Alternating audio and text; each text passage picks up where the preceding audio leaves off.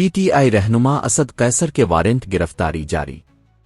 اسلام آباد judicial complex حملہ case میں پاکستان تحریک انصاف کے رہنما اسد قیصر کے وارنٹ گرفتاری جاری کرتے ہوئے گرفتار کر کے پیش کرنے کا حکم دے دیا۔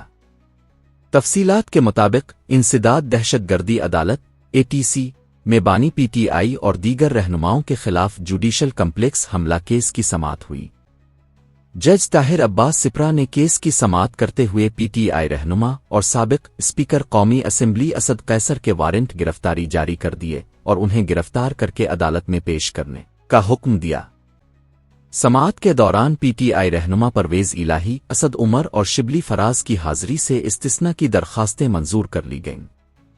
پرویز الہی کی جانب سے ایڈوکیٹ سردار عبدالرزاق خان عدالت میں پیش ہوئے، جبکہ دیگر پی ٹی آئی رہنماؤں کی نمائندگی وکلا سردار محمد مصروف خان، آمنہ علی اور دیگر نے کی۔ عدالت کو بتایا گیا کہ بانی پی ٹی آئی کے حوالے سے وزارت قانون کو لکھے گئے خط کا جواب تاحال موصول نہیں ہوا۔ کیس میں پی ٹی آئی رہنماؤں کے خلاف تھانہ CTD میں مقدمہ درج ہے۔ عدالت نے مزید سماعت 6 اکتوبر تک ملتوی کر دی۔ توشہ خانہ 2 کیس آخری مراحل میں داخل، 2 اہم گواہان کے بیانات ریکارڈ۔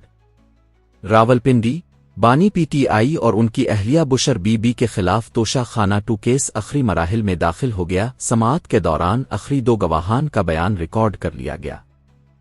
تفصیلات کے مطابق بانی پی ٹی آئی اور ان کی اہلیہ بشر بی بی کے خلاف توشہ خانہ 2 کیس کی سماعت اڈیالہ جیل میں ہوئی۔ مقدمہ کی سماعت اسپیشل جج سینٹرل شاہ رخ ارجمند نے اڈیالہ جیل میں کی۔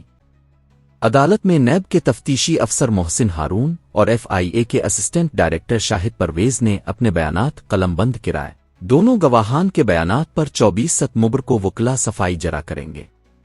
عدالتی ریکارڈ کے مطابق کیس میں استغاثہ کے مجموعی طور پر 20 گواہوں کی شہادت مکمل ہو چکی ہے، جن میں سے 18 پر جرا بھی کی جا چکی ہے۔ پراسیکیوشن نے واضح کیا کہ اب مزید کوئی گواہ پیش نہیں کیا جائے گا۔ سماعت کے دوران بانی پی ٹی آئی اور بشر بی بی کو جیل سے کمرہ عدالت میں پیش کیا گیا۔ اس موقع پر بانی پی ٹی آئی کی تینوں بہنیں اور بشر بی بی کی بھابھی مہرالنساء احمد بھی کمرہ عدالت میں موجود تھیں۔ عدالت میں وکلائے صفائی ارشد تبریز، ظہیر عباس چودھری اور بیرسٹر علی ظفر نے دلائل کے لیے حاضری دی، جبکہ استغاثہ کی نمائندگی special public prosecutor Zulfiqar Abbas Naqvi اور بیرسٹر عمیر مجید مک نے کی۔ توشہ خانہ 2 کیس کی مزید سماعت 24 ستمبر تک ملتوی کر دی گئی ہے، جس کے بعد توقع ہے کہ کارروائی اپنے حتمی مرحلے میں داخل ہو جائے گی۔